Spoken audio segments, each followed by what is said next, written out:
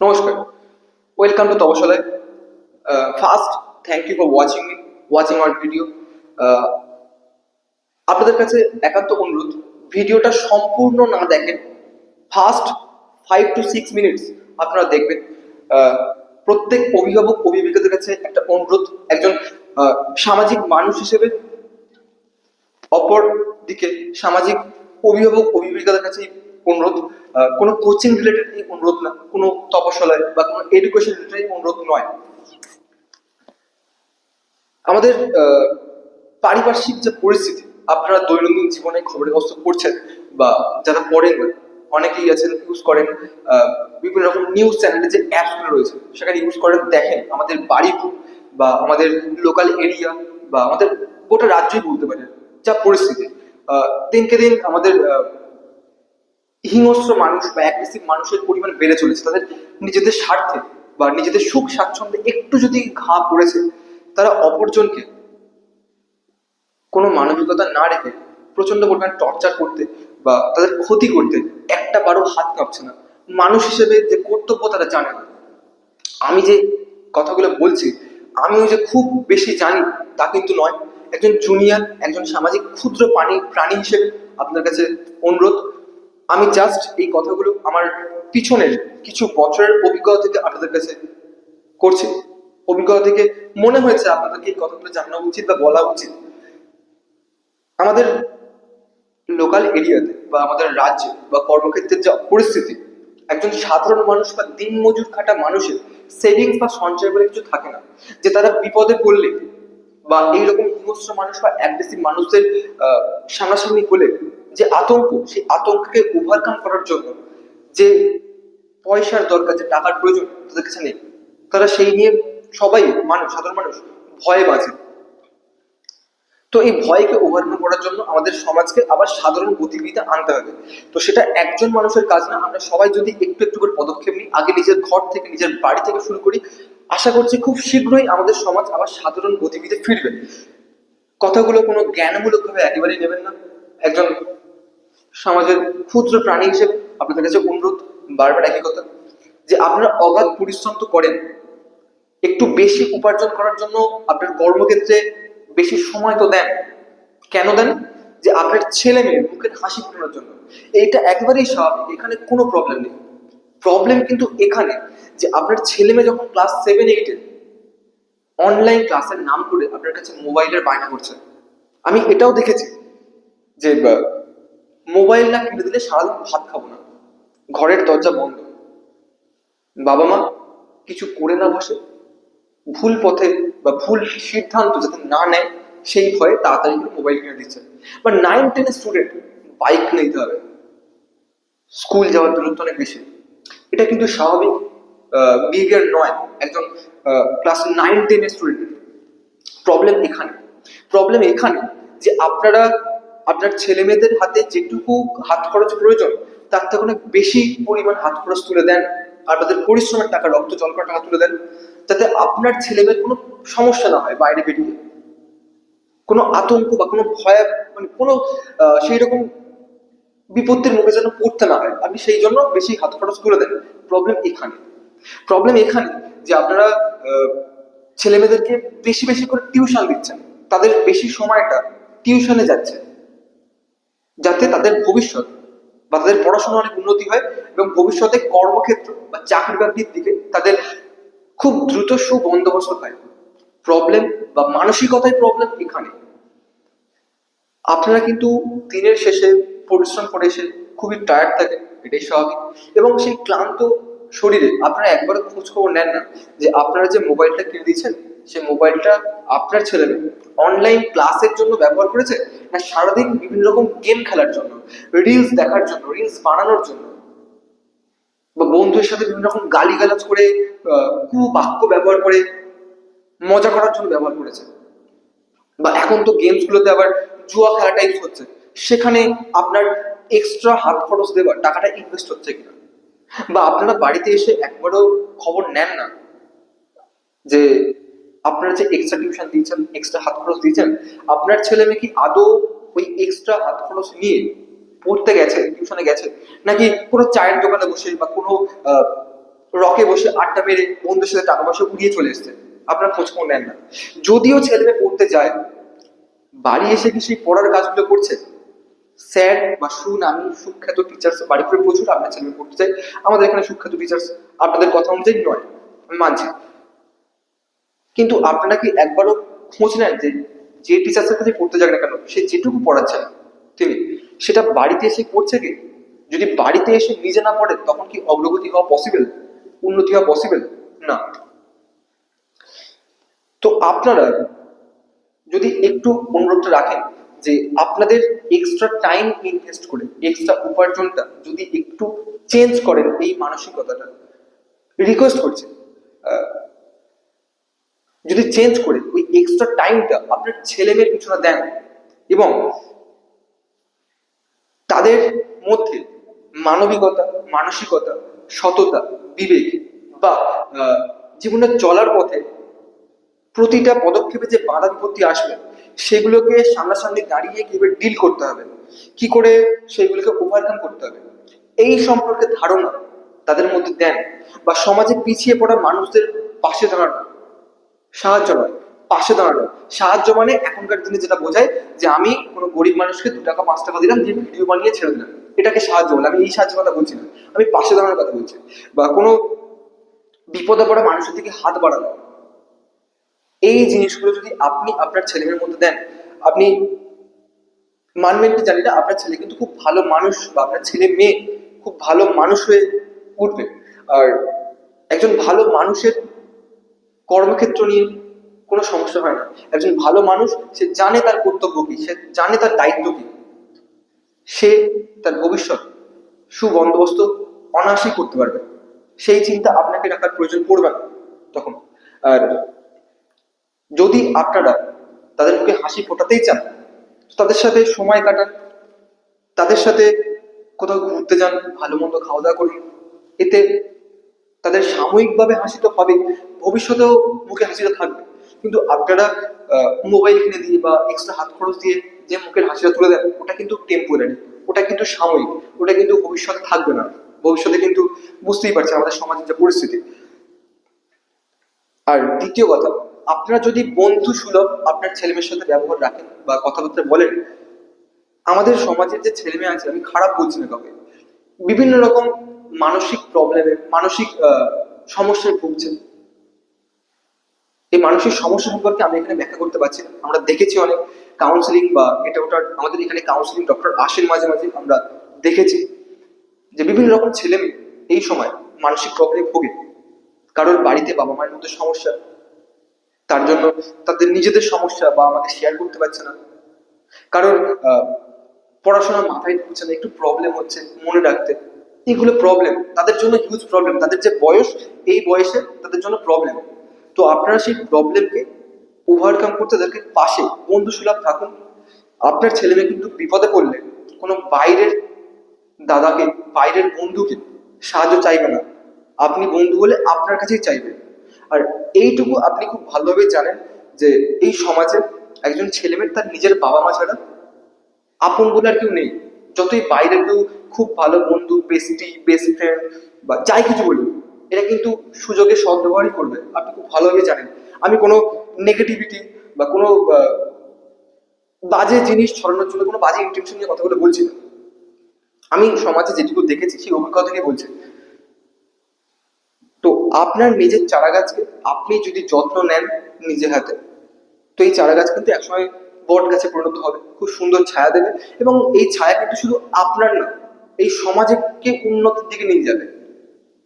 আশা করছি উন্নতটা রাখার চেষ্টা করবেন। আপনারা নিজেদের টাইমটা কোথায় দিতে হবে, বা আমি আপনার থেকে অনেক জুনিয়র, আমি কোনো জ্ঞান দিচ্ছি না, আবারও বলছি, একজন ক্ষুদ্র প্রাণী হিসেবে এই সমাজকে, আমার স্বার্থ আছে সেই জন্যই বলছি। কেমন স্বার্থ? যে এই সমাজকে স্বাভাবিক গতিবিধিতে ফিরিয়ে আনার একটা প্রচেষ্টা, এটা আমার একার না, সমাজে বিভিন্ন প্রান্তে বিভিন্ন মানুষজন করছেন, তাদের থেকেই অনুপ্রাণিত হয়ে আপনাদের কাছে অনুরোধ যে আপনারাও যদি ছোট্ট ছোট্ট করে পদক্ষেপ নেন, আমাদের সমাজ কিন্তু আতঙ্কহীন হবে এবং স্বাভাবিক সমাজ, স্বাভাবিক গতিবিধিতে ফিরবে। এই হচ্ছে অনুরোধ। এই পর্যন্ত যারা দেখেছেন অসংখ্য ধন্যবাদ। এরপর আমাদের হাতে বেশি সময় নেই, আমরা তপশালায় নিয়ে বা আমাদের এডুকেশনাল সিস্টেম নিয়ে কিছু কয়েকটা কথা বলবো একই ভিডিওতে। ফার্স্ট অফ অল, সেফটি খুব ইম্পর্টেন্ট আমাদের যা সমাজ। তো সেফটির জন্য আমাদের তপশালের প্রতিটা ক্লাসরুমে তো সিসিটিভি রয়েছে, এবং কোনো স্টুডেন্ট যদি ইনস্টিটিউশনে ঢোকে পড়তে, আপনি সঙ্গে সঙ্গে এখান থেকে কল পাবেন, ফোন কল পাবেন যে আপনার বাড়ির স্টুডেন্ট এখানে পড়তে ঢুকে গেছে, এবং সেই সময় থেকেই আমাদের রেসপন্সিবিলিটি, আমাদের দায়িত্ব শুরু হচ্ছে। সে ঢোকার আগে রাস্তায় কি করেছে বা বাইরে কি করেছে আমাদের রেসপন্সিবিলিটি নয়। এবং এখানে ক্লাস হওয়ার পর আমাদের প্রতিটি সাবজেক্টে আলাদা টিচার্স রয়েছেন। প্রতিটা ক্লাস 1 ঘন্টা 50 মিনিট বা 2 ঘন্টা ধরে হয়, এবং প্রত্যেকটা ক্লাস কিন্তু আমাদের পুরোপুরি বোঝানোর উপরেই ফোকাস করা হয়। এখানে কোনো যে নোটস দেখে লেখানো বা এটা হয় না। আমাদের প্রথমত প্রতিটা, ধরুন আমি আমার সাবজেক্টের কথাই বলছি, ফিজিক্যাল সায়েন্স, আমি 2 ঘন্টা একটা টপিক পুরোপুরি বোঝালাম। এই বোঝানোর পর আমি যে পার্টটা বুঝিয়েছি সেই পার্টের উপর ভিত্তি করে যে নোটস প্রয়োজন বা যে কোয়েশ্চেনের শিট প্রয়োজন, এখান থেকে বেরিয়ে অফিস রুম, সামনে অফিস রুম থেকে পেয়ে যাবে, এবং অফিস রুম থেকে কোয়েশ্চেনের শিট পাবে, অ্যান্সার শিট পাবে না। সেই কোয়েশ্চেনের শিট সে বাড়ি থেকে টপিকটা ভালো করে বুঝে পড়ে সলভ করে পরের দিন সে জমা দেবে, এবং পরের দিন জমা দেওয়ার ফলে আমরা দেখে বুঝতে পারবো যে অ্যাকচুয়ালি স্টুডেন্ট বাড়িতে হোমওয়ার্ক করেছে কিনা, কাজ করেছে কিনা। তো আমাদের সিস্টেম এরকম ভাবে চলবে। আগের বছরও আমরা কিছু সিস্টেম চেঞ্জ করেছিলাম। আগে থেকেই বলে নিচ্ছি, আমরা কিন্তু আমাদের যে বলা পরিকল্পনা, আমরা যে পরিকল্পনার কথা বলেছিলাম, আমরা কিন্তু 100% সাকসেসফুল হইনি। আমাদের নিজেদের প্রচুর ঘাটতি ছিল। আমরা প্রতিটা পদে বিভিন্ন রকম বাধার কারণে আমরা আমাদের কথা 100% রাখতে পারিনি, কিন্তু আমরা চেষ্টা করেছি। 80-90% আমরা রেখেছি, এবং রেজাল্ট আগের বছরের তুলনায় অনেকটাই পার্সেন্টেজ ইনক্রিজ করবে, ভালো হবে। এখনো পর্যন্ত কোনো ফেলের দাগ তো পড়েনি, আশা করছি পড়বে না। আমাদের যেমন সিস্টেম রয়েছে বা যেমন আমাদের টিম কাজ করে, আমার কথা বলছি না, আমি জাস্ট এখানে পড়াই, চলে যাই অ্যাজ আ টিচার। যাই হোক, তো আমাদের যে সেফটির কথা বলছিলাম, আমাদের এখানে স্টুডেন্ট ঢোকা মাত্রই ম্যানেজমেন্ট ম্যাম বা স্যার বাড়িতে কল করে দেবেন যে আপনার স্টুডেন্ট এখানে ঢুকে গেছে, এবং আমাদের রেসপন্সিবিলিটি শুরু এই মুহূর্ত থেকে। ক্লাস শেষ করার পর 2টো ক্লাস যখন থাকবে, মাঝে 10 মিনিট 15 মিনিট ব্রেক তো থাকবে, স্টুডেন্ট বাইরে যেতে পারবে না। স্টুডেন্ট জল টিফিন নিয়েই ঢুকবে, এখানেই বসে রেস্ট নেবে, এখানেই হাঁটাচলা করবে। 2টো ক্লাস হওয়ার পর, বা যদি একটা ক্লাস থাকে, একটা ক্লাস হওয়ার পর আবার অফিস রুম থেকে DPP, that is daily practice problem, যে কোয়েশ্চেন শিটের কথা বললাম সেটা নেবে, এবং যে টপিকটা পড়ানো হয়েছে সেই রিলেটেড নোটস অফিস রুম থেকে কালেক্ট করবে। করার পর বাড়িতে ফোন করবে যে আমার ক্লাস শেষ, আমি এবার বাড়িতে যাচ্ছি। এই যে বাড়িতে ফোন গেল, এই পর্যন্ত আমাদের দায়িত্ব শেষ। আমাদের এন্ট্রি করার সময় যখনই বাড়িতে ফোন গেছে তখন থেকে আমাদের দায়িত্ব শুরু, এবং যখনই এক্সিট করছে বাড়িতে ফোন করে, তখনই আমাদের দায়িত্ব শেষ। বাইরে কি করছে না করছে আমরা আর কোনো রেসপন্সিবিলিটি অবশ্যই আমাদের নয়। আমাদের সেফটির দিকে এইটুকু আমরা খুব সুন্দরভাবে লালন পালন করতে পারবো, আমরা মেনটেন করতে পারবো। এবং প্রতিটি ক্লাসে 10 জন করে ম্যাক্সিমাম, যেখানে ছেলে একদিক মেয়ে একদিক।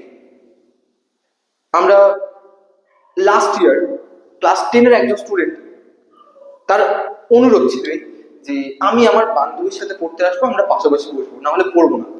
তো এইরকম যদি কোনো স্টুডেন্ট হয়ে থাকো, প্লিজ স্টে অ্যাওয়ে, দরকার নেই এরকম স্টুডেন্ট। জাস্ট কিছু অভিজ্ঞতার কথা তুলে ধরেই আমি কথাগুলো বলছি। কেন বলছি আশা করছি বোঝা যাচ্ছে। তো এটা আমার সেফটির কারণ হলো। এবার আমরা আমাদের প্রতিটা ক্লাস সম্পর্কে ছোট্ট করে বলে আমরা ভিডিওটা শেষ করবো। ফার্স্ট অফ অল, আমাদের অ্যাডমিশন প্রসেস আগামীকাল থেকে শুরু হবে, 22 22 ডিসেম্বর থেকে। ডেমো ক্লাস আজকে বিকাল থেকে 21 ডিসেম্বর থেকে শুরু হয়েছে, এবং আমাদের এই 21 ডিসেম্বর থেকে 5 জানুয়ারি পর্যন্ত ডেমো ক্লাস চলবে। ডেমো ক্লাস কি? ডেমো ক্লাসে কোনো খরচের প্রয়োজন নেই, জাস্ট স্টুডেন্ট এবং গার্জিয়ান উভয়ে ক্লাসে প্রেজেন্ট থাকতে পারবে।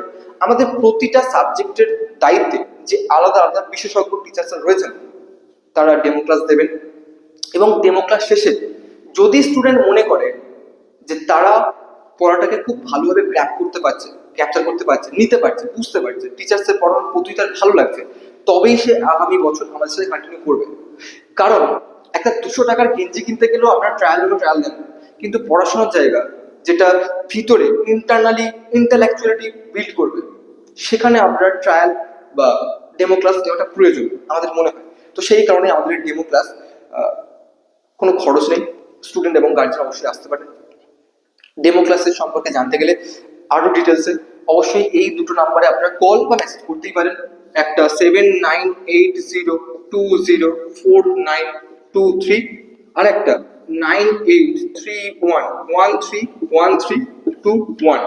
এই দুটো নাম্বারে কল বা হোয়াটসঅ্যাপের মাধ্যমে আপনারা জানতে পারেন যদি আপনারা ইচ্ছুক থাকেন। তো সেকেন্ড, আমরা এবারে ক্লাস সম্পর্কে একটু বলবো, মানে ইন্ডিভিজুয়াল ক্লাস সম্পর্কে একটু কতগুলো কি ক্লাস আছে সেই সম্পর্কে বলে আমাদের ভিডিও শেষ করবো।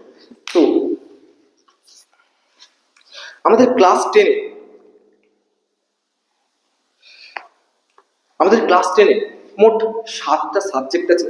7টা সাবজেক্টের দায়িত্বে 7জন আলাদা টিচার্স রয়েছেন। 7জন আলাদা টিচার্স কেন? অনেকেই গার্জিয়ান এসে বলছেন এত টিচার্স কেন প্রয়োজন, বা সত্যি এত টিচার্স কেন প্রয়োজন? 3জন টিচার্স তো এনাফ। একজন পড়াবেন ইংলিশ, একজন পড়াবেন আর্টস, একজন পড়াবেন সায়েন্স। আমরা এখানে একদম আপ টু ডাউন, একদম তলা থেকে উপর পর্যন্ত যাওয়ার জন্য কনসেপচুয়ালি যেগুলো বিল্ড করা প্রয়োজন, যেমন ধরুন আমার কেমিস্ট্রিতে অনার্স বা কেমিস্ট্রিতে মাস্টার্স, বা আমি একটা ইনস্টিটিউশনের সাথে যুক্ত রয়েছে, আমি নাম এখানে প্রয়োগ না করাই ভালো। তো আমার কেমিস্ট্রিটাই ভালো সব থেকে আসে, এর মানে এটা নয় যে আমি অঙ্ক পারি না। আমি অঙ্ক পারি, কিন্তু আমার প্র্যাকটিসটা, আমার অভিজ্ঞতাটা বা দক্ষতাটা কেমিস্ট্রিতেই ভালো সব থেকে। তো আমি এখানে শুধুমাত্র ফিজিক্যাল সায়েন্সটাই পড়ানোর যোগ্য, বা আমি পারবো। আমি আমার কথা বলছি যোগ্য, কেউ খারাপ মাইন্ডে বা খারাপ ইন্টেনশনে নেবেন না, রিকোয়েস্ট। যিনি হিস্ট্রিতে অনার্স বা হিস্ট্রিতে মাস্টার্স, হিস্ট্রি নিয়েই অনেক দিন ধরে হাঁটাচলা করছেন, দক্ষ উনি, তো উনি হিস্ট্রি পড়াবেন। তো প্রতিটা সাবজেক্টে দায়িত্বে যে সমস্ত টিচার্স রয়েছেন তারা এমনই, ওই সাবজেক্টেই খুবই দক্ষ এবং অভিজ্ঞতা সব থেকে বেশি।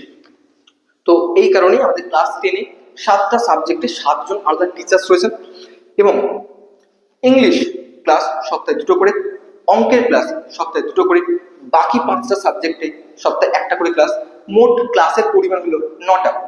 5টা সাবজেক্টে 5টা ক্লাস, ইংলিশে 2টো, অঙ্কে 2টো, মোট 9টা ক্লাস। এই মোট 9টা ক্লাসের সাথে একটা স্পোকেন ইংলিশ ক্লাস পাবে। অল ক্লাসের জন্য, সব ক্লাসের জন্য 5 to 12 অল ক্লাসের জন্য একটা স্পোকেন ইংলিশ ক্লাস। এই স্পোকেন ইংলিশ ক্লাসের জন্য কোনো ফিস ধার্য নয়, এটা ইনস্টিটিউশনের যিনি হেড রয়েছেন ওনার তরফ থেকে। সেকেন্ড, ক্লাস 10-এ 2টো মক টেস্ট পার উইক, প্রতিটা সপ্তাহে 9টা করে ক্লাস সাবজেক্ট ওয়াইজ, একটা স্পোকেন ইংলিশ ক্লাস, 2টো মক টেস্ট দেওয়া জরুরি, বাধ্যতামূলক। 10জন করে স্টুডেন্ট, 2টো করে বা 3টে করে ব্যাচ হয়। ব্যাচ রিলেটেড কথা 9831 এই নাম্বারে বলতে পারবেন, স্যার বা ম্যাম যিনি রয়েছেন। আমি ক্লাস 9-এর কথা বলি, সেম ক্লাস 9-এ 7টা সাবজেক্টে 7জন আলাদা টিচার্স, 9টা ক্লাস উইকলি, একটা স্পোকেন ইংলিশ ক্লাস, 2টো মক টেস্ট। ক্লাস 8-এর কথা বলি, ক্লাস 8-এ সংস্কৃতকে নিয়ে মোট 8টা সাবজেক্ট, 8টা সাবজেক্টে সেম ভাবে ইংলিশ এবং অঙ্কের ডাবল ক্লাস, বাকি সাবজেক্টগুলোতে একটা করে ক্লাস। সপ্তাহে মোট 10টা ক্লাস, 10টা ক্লাস, তার সাথে একটা স্পোকেন ইংলিশ ক্লাস, 2টো মক টেস্ট।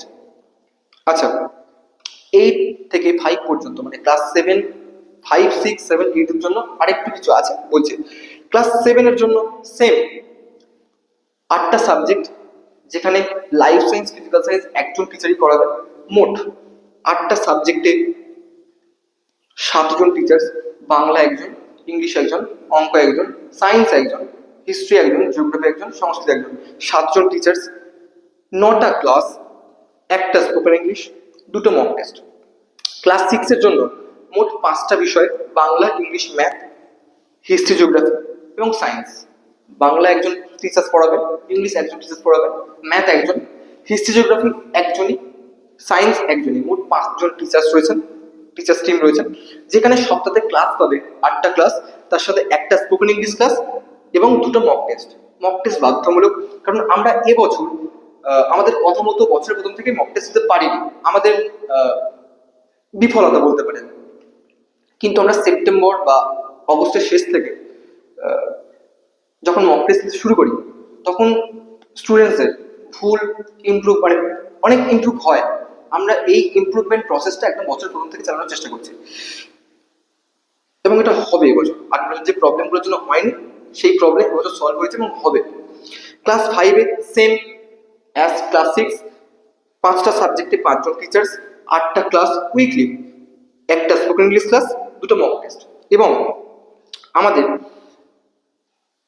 গত বছরের কিছু অভিজ্ঞতা থেকে আমরা এটা বুঝেছি যে ছেলে মেয়েদেরকে যতই ভালোভাবে পড়ানো হোক বা মক টেস্ট দেওয়া হোক, তাদের হ্যান্ডরাইটিং এর প্রবলেমে কিন্তু মার্কস অনেক ডিক্রিজ করে। তো তাদের হ্যান্ডরাইটিং এর প্রতিও ফোকাস করা উচিত।